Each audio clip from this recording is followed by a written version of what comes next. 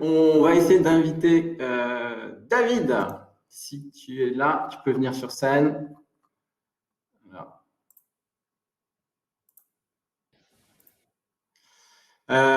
Magnifique, ça fonctionne. C'est la première fois qu'on utilise ce système. Si ça vous intéresse, c'est Livestorm. C'est assez facile. Même si parfois la qualité de l'image n'est pas géniale, mais bon, on s'entend, c'est déjà ça. Donc David, une autre personne que je connais bien, je commence par des invités faciles. Excusez-moi, je suis un peu feignant. J'invite des gens qui disent facilement oui quand je leur propose. Donc, c'est sympa d'être là, David. On se connaît aussi depuis longtemps. On n'a pas travaillé dans la même entreprise, mais on a travaillé ensemble parce que David est un producteur de lead émérite avec une longue expérience du SIA. Et je te laisse te présenter. Merci Mathieu. Bonjour à tous. Oui, donc je me présente. Donc j'ai fondé l'agence Ecomédia puisque c'est celle que je dirige aujourd'hui il y a à peu près 15 ans et on est spécialisé depuis l'origine beaucoup sur tout ce qui est assurance et finance. Alors pas que évidemment, on fait beaucoup d'autres choses. Mais c'est vrai qu'on a une grosse expertise finance-assurance. Mais notre plus grosse expertise, quand même, c'est les leviers d'acquisition, SIA. Donc, pour moi, le SIA, pour nous, le SIA, c'est effectivement, comme disait Kitty, c'est tout ce qui est Google Ads, donc le réseau de recherche, ce qu'il évoquait beaucoup, mais c'est évidemment pas que ça. Sur Google Ads, c'est un écosystème très, très vaste, dans lequel il y a beaucoup d'autres solutions. Gmail, YouTube Ads, en particulier, dont on va parler, je pense. Et puis, on fait aussi beaucoup de Facebook Ads. Donc, c'est les deux gros sujets qu'on maîtrise très bien. Tout ce qui est Facebook Ads et Instagram. Toi, ça fait combien de temps que tu fais ça? Comment? Ça fait combien de temps que tu fais ça, ce beau métier? Ce beau métier. J'ai créé l'agence il y a 15 ans, c'était en 2005. Et avant, j'ai travaillé dans un cabinet de courtage en assurance au moment en fait, où Google commençait à se lancer. Et c'est chez ce courtier en fait, que j'ai fait mes armes dans la génération de leads. Donc Google et toi, vous êtes lancés en même temps, mais pas sur les mêmes métiers. C'est ça. C'est exactement ça. Ok, donc tu es un pro du SIA depuis 15 ans. Donc tu fais combien de leads à peu près dans l'immobilier par mois? Encore une fois, hein, c'est pas le seul sujet qu'on aborde évidemment, mais si on parle de défiscalisation immobilière, je pense que pour un acteur donné qui serait en national, qui pourrait être un promoteur ou un générateur de leads, hein, comme Finanzen par exemple, un comparateur, on peut cibler sur une période, disons,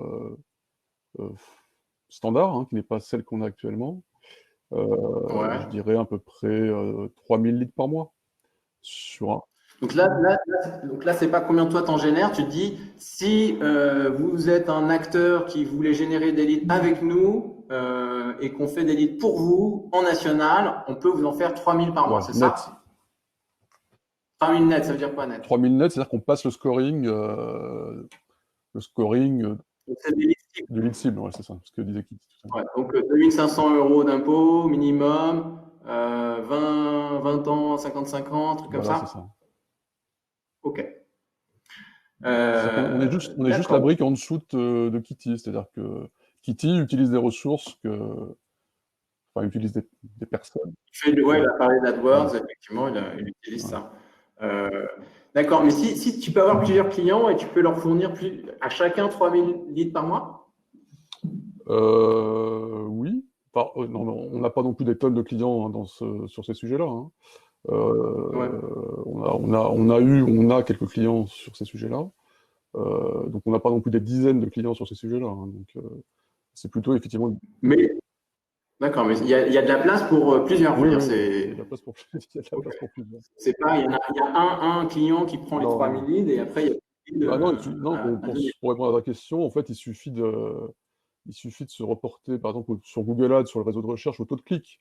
Généralement, les taux de clic moyens, c'est 2 à 5%. Donc, c'est-à-dire qu'il y a, pour un acteur donné, donc c'est-à-dire qu'il y a quand même 95% des autres clics, des autres internautes qui cliquent sur d'autres annonces. Donc, ils cliquent, ils peuvent ne pas cliquer aussi. Quand tu fais une recherche sur google.fr, en général, tu finis par cliquer quand même. C'est un peu le principe. Mais donc voilà, il y a de la place. Donc il y a de la place. il y a de la place. Un acteur peut espérer faire 3000 leads avec une bonne agence comme la tienne par mois dans la cible. Et ça coûte combien? Bah là, j'étais un peu, enfin, je n'étais pas tout à fait d'accord avec ce que disait Kitty, parce que nous, on est plutôt sur une cible en général. Enfin, après, c'est des attentes qu'on a aussi de la part du client. Mais ce qu'on vise en général, c'est plutôt entre 40 et 60, le lead net. 40 et 60 euros. Ok, lui, il disait plus cher. Il est plus cher. Mais après, ça va dépendre aussi, il y a pas mal de variables. Donc, ça va dépendre beaucoup aussi du taux de conversion qu'évoquait Kitty, c'est-à-dire du taux de conversion sur le site. C'est-à-dire qu'évidemment, plus le taux de conversion là est bas, plus le taux d'acquisition sera élevé, et plus les volumes seront bas. Donc c'est vrai que c'est un sujet fondamental, comme Kitty le disait, hein, de maximiser le taux de conversion, de manière à tirer le plus profit de tous les clics qui sont générés, parce qu'ils sont chers quand même. Okay. Donc voilà, il y a ce genre de paramètres-là qui sont vraiment des sujets de vigilance très importants. Alors lui, il parlait de 5% minimum de taux de conversion. Toi, tu t'attends quoi pour faire tes 40 à 60 euros de lead en termes de conversion sur le formulaire? Alors ça dépend vraiment... Pardon? Alors, conversion, pour être précis, c'est le taux de conversion dont je parle, c'est le nombre de leads remplis que tu vas avoir par rapport au nombre de visiteurs sur la landing. Donc, on est post-clic de ton annonce. C'est quoi là que tu attends au minimum? Je me souviens plus ce que disait Kitty, donc je ne peux pas du tout être... Minimum 5%, ouais, c'est à peu près cet ordre-là, effectivement. C'est à peu près 5%. Donc 5%, on transforme 5% des visiteurs en leads remplis. Tu te dis, ça marche avec le SIA, je peux te faire des campagnes et ça va te coûter entre 40 et 60 euros le lead net. Sur le réseau de recherche.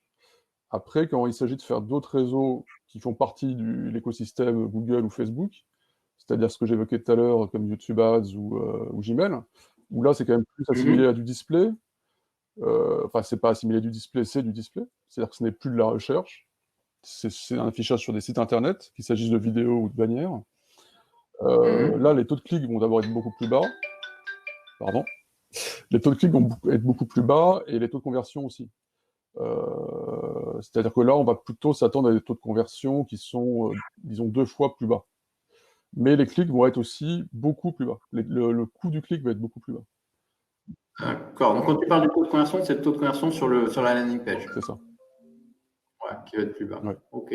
Donc, on peut générer, donc en fonction du réseau qu'on actionne, du levier qu'on actionne, ça coûte plus ou moins cher, mais après, ça transforme plus ou moins. Donc, au final, le coût du lead est à peu près pareil. Je dirais pas que ça coûte plus ou moins cher, c'est à peu près les mêmes coûts d'acquisition. C'est juste que les métriques sont différentes. Les taux de clic ou les taux de conversion vont être différents si on parle de search ou de display.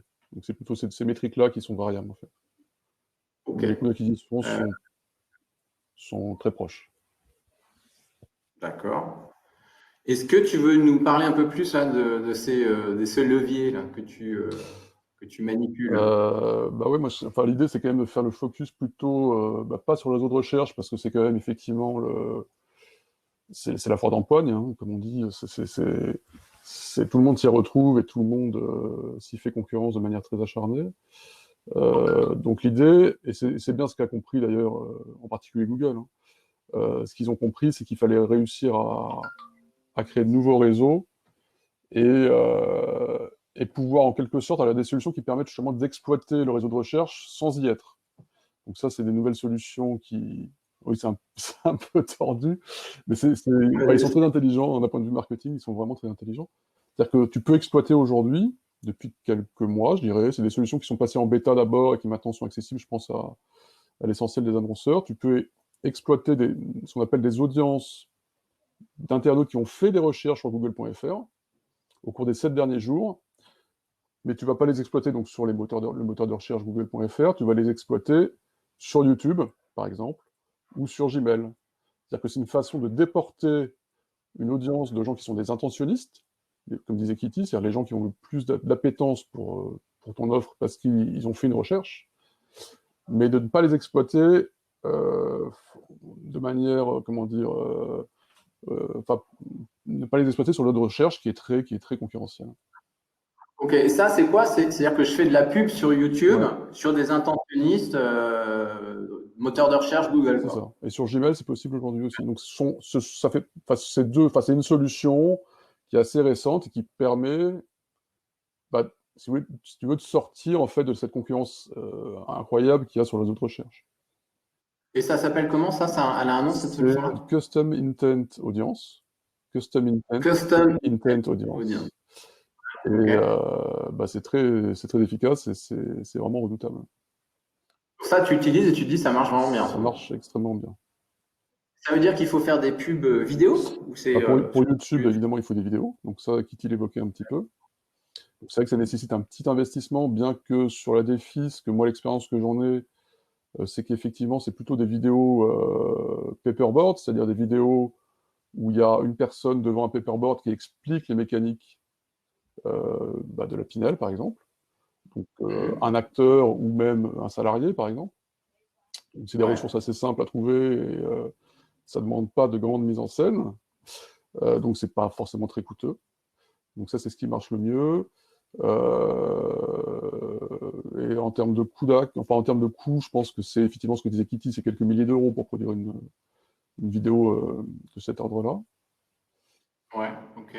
Et puis après, Et, pour Gmail, il suffit de quelques bannières très simples, assez basiques. Donc là, c'est des coûts quasiment pas de coûts, pas de coûts particuliers.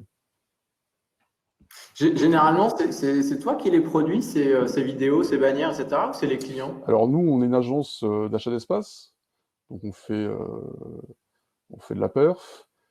Donc notre métier, c'est de faire de l'achat d'espace à la perf, c'est de maîtriser les outils comme Google Ads et Facebook Ads.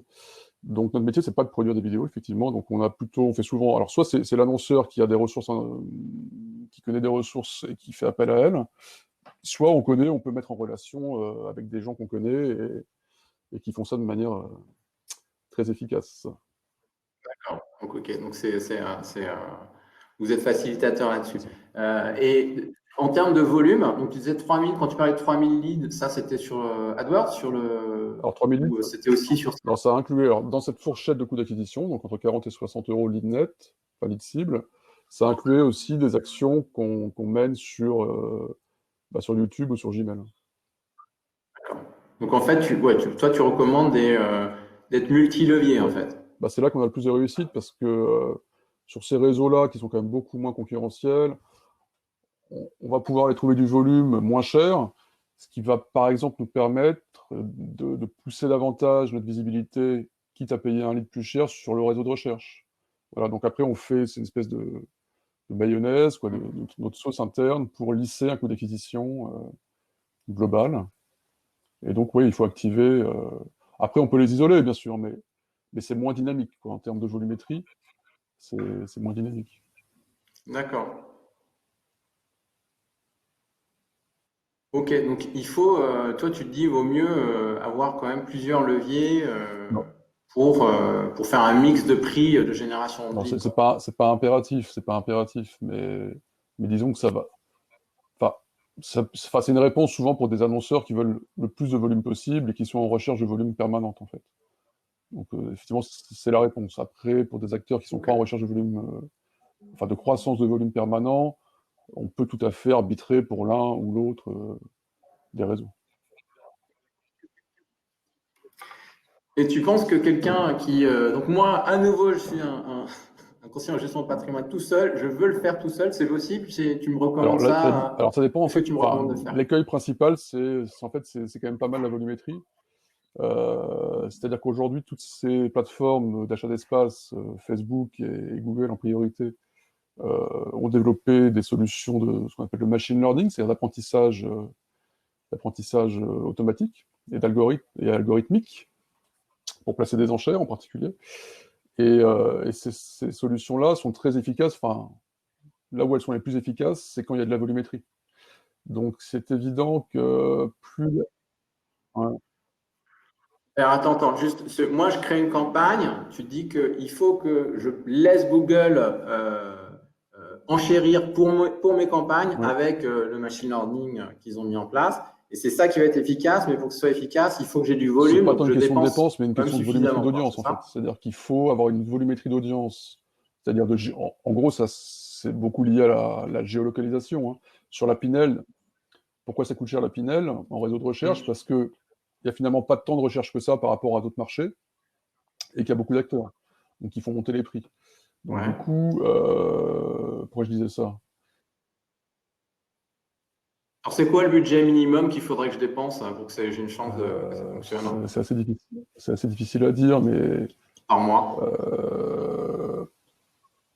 je dirais qu'en dessous de 2500 euros, c'est un peu illusoire. Voilà. Ouais. Ok, donc Kitty disait 2000, hein, toi tu dis 2005, ça a l'air d'être vraiment le budget Ouais. de base si on veut avoir une chance Oui, c'est sûr. de faire un Il faut un test peu. significatif, quoi. Bah, en Il y a fait, du volume il y a sur les quasiment, LNP aussi? enfin, si on cible un coût d'acquisition tel qu'on l'évoquait, c'est-à-dire 40 à 60, il y a quasiment plus de volume sur LMNP que sur Pinel, en fait. Ouais, Bah, sur le réseau de recherche, oui, parce qu'en fait, il y a quand même mais beaucoup moins de non. concurrence. Enfin, nous, on arrive à faire plus de volume sur LMNP que sur Pinel. Combien t'en fais? Alors, je vais donner un ordre de grandeur, je vais pas te dire combien, parce que j'ai pas le chiffre en tête, mais non, mais je pense que c'est Vas-y. 60-40 sur 100. Je parle sur un coût d'acquisition cible, hein, c'est-à-dire sur un coût d'acquisition ISO. On va être à 60-40. Ok. Ce qui est assez. Ok, donc à 50 euros le lead, Sur le LMNP, tu vas faire 60% ouais. Il y a moins de de concurrence. volume Il y a sur le aussi plus de LMNP. sémantiques, je pense, qui sont. Ok. Parce qu'il y a tout ce qui est résidence étudiante, il y a tout ce qui est résidence senior. euh, voilà. Ouais. Donc voilà, là, Ouais, ça il y a tous les permet quand types même de faire de plus résidences. de Ouais. prospective, un peu de faire de. Ça génère, ouais. Sur un CPA équivalent, sur un coût d'acquisition équivalent, on peut aller en chercher plus. Ouais. Ok. Là, tu penses que la qualité de la vidéo Oui, joue la qualité beaucoup ou joue, je pense. pas? Ouais. Je pense qu'il faut quand même que ça soit des acteurs. Attends, quand je parle de qualité, je dis Non, pas non, mais la excuse-moi. qualité de l'image, hein. Je dis, est-ce que ça va être Ouais, ouais. tu vois, les messages sont bons, Ouais, l'acteur ouais, est il faut que ce bon, ou soit la un acteur. personne qui est Il faut filmée que est ce soit un bonne. acteur. Enfin, Tu peux pas. Ouais, je pense. Ouais. Ou d'accord. quelqu'un. Ah oui, toi, Ouais, tu dis, il enfin, faut que ce soit un acteur. Je peux pas le faire. Je dis, moi, je me filme ou je filme un de mes petits camarades je qui a pense qu'il faut dit que ce soit OK assez pour être léché quand même. filmé. Ça va pas le faire. Faut pas, ça peut pas être fait dans. On peut pas faire ça dans OK. sa cuisine. Donc, toi, tu as vu. C'est pas. D'accord. OK. Et puis sinon, D'accord. il y avait un autre sujet aussi que je voulais Euh, aborder, c'était ouais. un nouveau réseau qui vient de sortir chez Google dans leur écosystème. Donc il y avait Gmail et YouTube. Il y a un autre réseau qui s'appelle Discovery, qui vient de sortir là, il y a 2 mois Ouais, et c'est qui quoi? permet, pareil, c'est toujours le même sujet, c'est d'essayer de sortir de la concurrence effrénée qu'il y a sur Google en réseau de recherche. Et si vous avez un mobile Android et que vous allez sur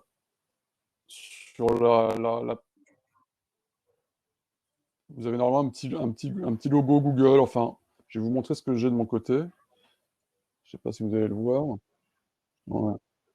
Je sais pas si on va bien voir. OK, Je sais pas ouais, si on elles sont voit toutes toutes tes visibles. applis là. Et c'est le logo Google. Non, c'est pas celui-là. C'est le On en voit en tout logo qui cas. présente. Non, c'est le logo qui présente les. Chrome? C'est le logo qui Ah, on présente voit les plus actus rien. Google, en fait. C'est les actus qu'ils agrègent, en fait, de la presse quotidienne. OK, Voilà. Et donc les là-dedans, news ils sont en train Google. d'en faire un réseau publicitaire, en fait. Et c'est encore en bêta, je pense, mais il y a très peu d'annonceurs dessus. Il commence à y avoir pas mal de volumétrie d'audience. Et donc, c'est un sujet qu'on pousse beaucoup aujourd'hui, parce que justement, c'est un nouveau réseau et sur lequel il y a très peu de concurrence. D'accord. Donc tu dis, ils sont en train de C'est faire pas, une plateforme de news et c'est sur ça. Ils sont en ça, train, ils sont ils en mettent train, aussi ils de sont en la train de pub. monétiser cette plateforme qui existe déjà depuis assez longtemps. Et donc, en fait, si tu veux, c'est un nouvel écosystème. Enfin, ça fait partie de l'écosystème Google, mais c'est un D'accord. nouveau réseau. Et comme il y a encore, et en général, chez Google, ces OK. réseaux-là, enfin, ces solutions sortent en bêta. Donc là, aujourd'hui, il y a encore très peu d'annonceurs. Donc, du coup, voilà, c'est des opportunités d'aller chercher du lead Hmm. euh, à bon prix. Voilà, c'est des occasions à saisir, quoi. Discovery. OK. Donc ça s'appelle Discovery. D'accord. Et, Et et on vous, en fait vous, déjà. vous en faites déjà des leads là-dessus.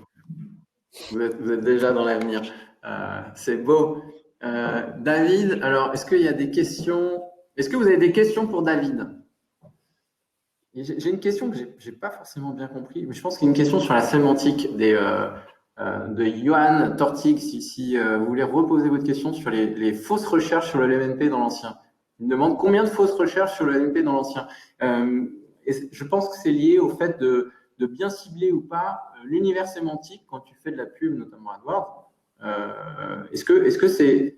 Comment tu gères ça? Comment tu crées tes univers sémantiques sur lesquels tu vas annoncer quand tu fais du comment on les AdWords? crée Pour éviter des gens qui, en fait, sont pas du tout intéressés par le LMNP ou par le neuf, mais on veulent va faire acheter dans l'ancien. de manière générale, on va travailler sur ce qu'on appelle on va analyser les requêtes de recherche précisément, c'est-à-dire ce qu'ont tapé les gens, et on va travailler par exclusion, c'est-à-dire qu'on va exclure les termes qui ne sont pas adaptés ou pas dans la cible. Et bon, et l'autre sujet, c'est de travailler sur des annonces qui sont suffisamment pertinentes pour que l'internaute ait bien conscience de là où il clique. C'est un peu ce que disait Kitty aussi, donc c'est bien avoir des annonces qui sont suffisamment suffisamment claires pour lui faire comprendre que c'est pas de l'ancien, mais que c'est que du neuf. Les exclusions, les annonces, et puis ce qu'on appelle les correspondances aussi sur Google, c'est-à-dire travailler sur des mots-clés sur le réseau de recherche, des mots-clés par exemple exact ou en expression, où il n'y a pas de place pour l'erreur. Parce qu'on va se positionner sur des mots-clés très précis. Ça marche. Donc, il y a effectivement, quand on fait de l'AdWords, il y a tous ces aspects sémantiques, texte des annonces, Voilà, et est-ce que tu es en large ou en exact, des choses comme ça à bien gérer. Toi, tu fais aussi de la qualification de lead ou, ce qu'on envoie, c'est du lead net, en l'occurrence, c'est du lead cible. Non, c'est pas. Mais tu veux dire, tu les appelles pas au téléphone. Après, on peut faire aussi un travail. Il y a des solutions maintenant qui existent sur Facebook, sur Google, sur Bing, qui permettent de remonter des éléments de qualification qui ont été réalisés offline. On le fait beaucoup, ça. C'est-à-dire que quelqu'un, par exemple, un rendez-vous, par exemple, un R1 qui aurait été pris au téléphone par l'annonceur. Donc l'annonceur reçoit un lead net dans son scoring. Il va ensuite le contacter par téléphone.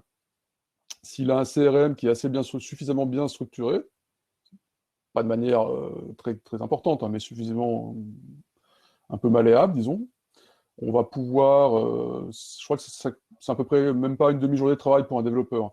On va pouvoir plugger en fait son CRM avec la plateforme et de manière automatisée remonter dans la plateforme Google Ads ou sur Facebook Ads l'indication qu'un rendez-vous a été pris sur tel lead. Donc sur une action qui a été faite au téléphone. Et donc. Ok, tu as le droit de faire ça pour le RGPD? Non, il n'y a pas de souci. Ouais. Oui, parce que en fait, ça informe Google. Mais c'est juste une information numérique. Tu ne peux pas l'utiliser. Il n'y a pas de. Ouais, c'est un identifiant. C'est un identifiant. C'est un identifiant qui permet de remonter sur les plateformes un indicateur de qualité qui est réalisé offline et qui est hyper pertinent. Donc ça va être, pour nous, ça va être des indicateurs aussi qui vont nous permettre d'optimiser les choses, enfin les campagnes, pour aller chercher encore plus de qualité. Ouais, parce que tu peux cibler les campagnes qui marchent le mieux en taux de transfo final, pas juste en lead, mais en rendez-vous, quoi. Et ça joue beaucoup sur la qualité des campagnes à la fin? Ça, c'est très important. Ouais, donc ça, c'est important. Alors, j'ai une question de M. Belaïch. Bonjour, M. Belaïch. Qui me demande si tu vends des leads et si tu peux le cibler sur le 75, par exemple. Est-ce que tu peux, s'il vient te voir, parce qu'il travaille surtout sur l'Île-de-France, et il peut acheter des leads chez toi ou pas? On peut gérer des campagnes pour lui. Mais on fait pas, voilà, nous, on n'est pas comme Finanzen, on ne fait pas de l'affiliation, c'est-à-dire qu'on ne vend pas du lead à un prix donné. C'est-à-dire que, disons que notre travail, c'est aussi de conseiller les annonceurs pour améliorer leur tunnel de conversion, donc améliorer le taux de conversion, améliorer la promesse sur le site, faire en sorte que le taux de conversion soit maximum. Ça fait partie de notre travail. Mais on ne vend pas un lead à un prix donné ou préétabli. C'est-à-dire que c'est une collaboration. Le résultat sont les fruits d'une collaboration. D'ailleurs, c'est payé comment? Sur le montant du budget engagé. Et c'est un pourcentage qui est dégressif. D'accord. C'est en fonction du Et budget c'est en engagé fonction de mon budget, c'est ça? et qui sera géré en fonction. J'imagine, je dépense, allez, 10 000 euros Nous, dans on le prend mois. 15% sur cette Ça va me tranche-là. coûter combien? Mais ce qu'il faut savoir, c'est que chez les équités, D'accord. c'est que notre travail, c'est d'optimiser les choses de manière à atteindre les meilleurs résultats. Donc, en fait, notre travail, normalement, ces 15%-là sont absorbés par l'expertise qu'on va déployer, globalement. C'est-à-dire que c'est un peu le principe. D'accord.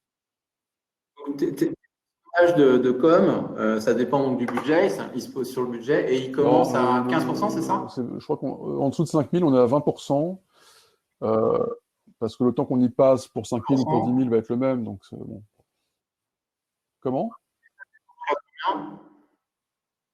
C'est dégressif en Ouais, fonction du montant. par tranche de 10 000 après. D'accord.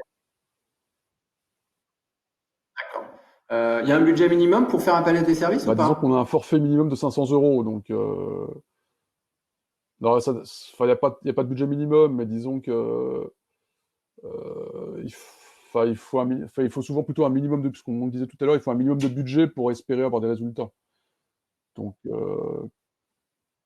Ouais. Et toi, tu oui, as dit 2500 euros par mois, c'est ça? ouais, c'est ça. Ouais. Ok. Il faut quand même être prêt à dépenser au moins Voilà. Et puis, il y a 2500 une phase euros par mois pour d'apprentissage, que ça vaille la peine, d'itération quoi. avec le client pour améliorer les taux de conversion, améliorer les CTA. Enfin, voilà, c'est un vrai travail de fond. Ok. Mhm. Donc Martin Denis insiste sur le RGPD. Martin, rassurez-vous, il n'y a pas de problème de RGPD lorsque on remonte ces informations dans Google, puisque ce ne sont pas les coordonnées du client, ce sont des identifiants qui permettent de les relier aux campagnes. Tu as un Bah, en moyen fait, de si vous le, voulez, de le le rassurer principe de plus que base du ça, parce que RGPD, c'est plutôt quand les gens j'aurais vont se qualifier sur un site. Donc, c'est plutôt au moment de la qualification sur le site. C'est-à-dire que quand quelqu'un va remplir un formulaire, c'est à ce moment-là que la RGPD, enfin, c'est le sujet de la RGPD. C'est au moment de la qualification. Donc, c'est plutôt au niveau de l'annonceur et du site de Ouais. l'annonceur que se pose cette question-là. Donc oui, c'est vraiment dans les soutes techniques, Voilà. il y a pas de sujet a priori. Toi, tu as le même avis que Kitty sur la tendance du marché Euh, post-Covid ou ouais, j'ai pas? entendu ce Tu qu'il dis, disait. En fait, là, ça repart il y a super. un gros sujet sur tout ce qui est SIA, c'est la pression concurrentielle. Et là, il est clair et net que la pression concurrentielle a beaucoup baissé. Je pense qu'il y a encore très peu d'acteurs qui se sont Mhm. repositionnés. Donc c'est pour ça que il y Ok. a des opportunités. Mais enfin, de mon point de vue, hein, je pense que les opportunités, il y a moins de recherche. Je pense qu'il y a moins de recherche, mais il y a aussi beaucoup moins de pression. Et je pense qu'il y a encore moins de pression. Enfin, la baisse de la pression est très importante. La baisse de recherche est peut-être un peu moins importante. Donc du coup, D'accord. effectivement, il y a des opportunités, c'est vrai. Et tu as déjà vu une petite reprise ou pas? Ou c'est trop tôt C'est un peu encore? trop tôt, mais on l'a déjà constaté. Ouais. Et sur certains autres marchés, on a D'accord. fait des mois records là, sur des marchés sur des marchés très différents, enfin qui n'ont pas Ah forcément un ouais? lien avec l'immobilier. Hein. Les 2 mois qui nous passés ont été des mois records, D'accord. bah, pour les raisons que je viens d'évoquer, c'est-à-dire qu'il y a beaucoup d'annonceurs qui se sont dépositionnés. Et voilà, pour ceux qui sont Ouais. restés, parfois, on a eu des très très belles surprises. Bon, après, il faut avoir les moyens de faire de la Aussi. transfo probablement un Bah, sur peu le marché à ouais. distance pour que Ouais, sur ce effectivement. marché-là, c'est sûr. Ouais. Ok. J'ai une question de Pierre Maltête qui demande combien de leads qualifiés on peut espérer avec un Et ben, investissement de 2500 2500 euros euros par mois. divisé par, disons, 50. Voilà, ça fait. Ouais. Ok. Donc après, ouais, toi, tu vises 50 Encore une euros le fois, lead cible, ça quoi. va dépendre beaucoup du site qu'on va utiliser. Mais c'est encore une Et alors, qu'est-ce que tu recommandes sur le site? C'est quoi les sites que tu as vu bien ah bah, marcher sur Kitty aurait pu en parler l'investissement beaucoup parce que le immobilier? métier de Kitty, c'est justement de faire marcher des sites en termes de transfo, hein, donc, enfin, entre autres. T'as pas trop Bah, si, non, mais les recos sur le de marché de recos l'habitat, là-dessus. elles sont connues, reconnues, rebattues. Je pense que c'est des call to action qui sont basés sur une sorte de simulation gratuite avec un guide offert. C'est ce qui se fait le plus. Il faut effectivement après que le parcours de l'internaute au niveau du formulaire soit le plus, en termes d'utilisation, soit le plus fluide possible, le plus rapide, le plus simple. Voilà. Ok. Merci. Est-ce que vous avez d'autres questions? C'est bon? On libère David. Merci Mathieu, merci à David, tous. merci beaucoup pour ce partage. Je vous dis à demain pour ceux qui veulent voir la suite. Donc, bonne fin Au d'après-midi revoir. et à très bientôt. Au revoir. Salut. Salut David.